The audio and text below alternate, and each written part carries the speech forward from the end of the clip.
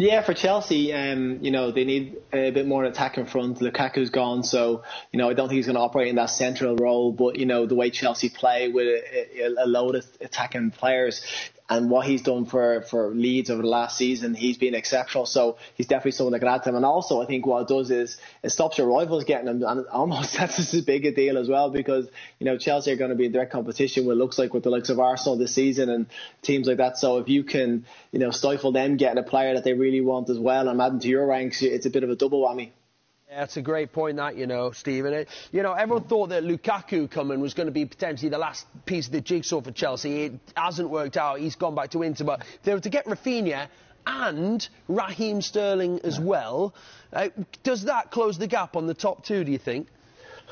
Sterling is just, his numbers are phenomenal. What he's been putting up the last 4 or 5 seasons and what he's won, his age as well. He's only 20, he's still in his 20s. He's a player that's just got so much about him, and he consistently does it all the time. So, to get a player like that through the door, who knows what it takes to be back at the top of the table and performing week in, week out against the likes of City, or with City and Liverpool. So that will put Chelsea right in the mix, I think. So get those two players in the door would be huge for them. They're still missing that central forward player, but Sterling can do that. We've seen him do it for City. And I just think, he's another one that if they add to their boat, it makes Chelsea another threat going forward for next season. Yeah, so we're hearing that obviously City are valuing Sterling at around 60 million, but Chelsea was saying that a fairer price might be more like 35. I mean, you've said some strong words of praise there. What do you think he's worth? Honestly, for what he's done for City and for his age still, it's not like you're buying a senior. He is a senior player in terms of statistically. He's got over 100 Premier League goals.